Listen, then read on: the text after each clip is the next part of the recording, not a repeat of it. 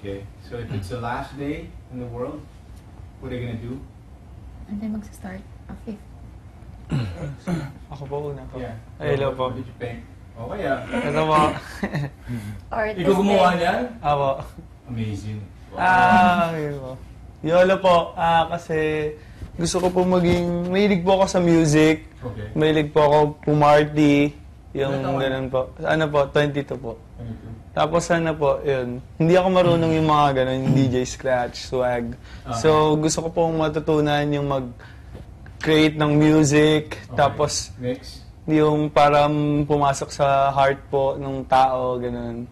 Tapos parang maramdaman nila yung music, parang swag, parang ganun. Tapos yun po, yun gusto ko maging DJ. Tapos ito po yung physical, tapos ito naman yung emotional. Okay. Yung sa emotional po, syempre, sa family po, kung last day na, sana, syempre, makasama sila, tapos maging close po sa family kasi hindi kami close po nung family ko. Hiwa-hiwalay po kami ng mga kapatid ko, tapos yung mom ko kasi nasa Japan, tapos yung dad ko nasa US. So, lumaki po kami na parang kanya-kanya po. Kapatid na kayo? Apo. Sino ang kayo magkakapatid? Sa dad po, 10. Sa mom po, 6 po. Tapos may dalawa akong kapatid na Japanese. Tapos ako po... 18? Apo. Tapos ako po si 5th kasi po ako po yung pang 5th na Roberto. Roberto Pagotan the 5th. Wow. Yung may kambal po ako, pumasok din po siya dito kasi lumabas siya last week. Siya po si 4th. Tapos, ayun po, hindi po kami magka-close kami magkakapatid. Kaya ayun, gusto ko maging close kami, end of the world, ganyan. Okay. Tapos ito po, may tinuturing din po akong, ito po yung kakboy ko po, na family ko din po. Kasi parang siyang special person po.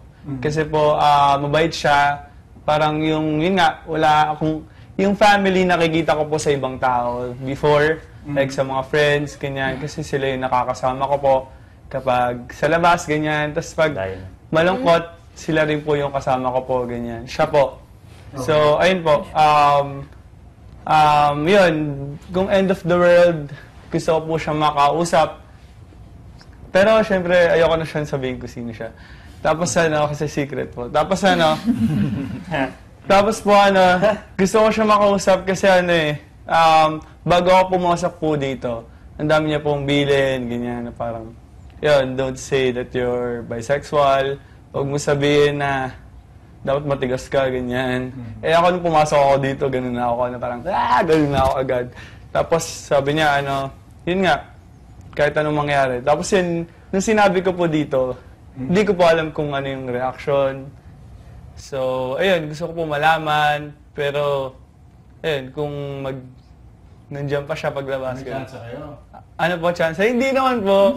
Kasi hindi naman siya, wala naman between us, ganun. Pero syempre, parang mabait po siyang tao. So, ayoko po syempre gusto ko nandiyan pa rin po siya, ganun. Tapos yun po. Okay. Ito yung binasa mo sa akin, no?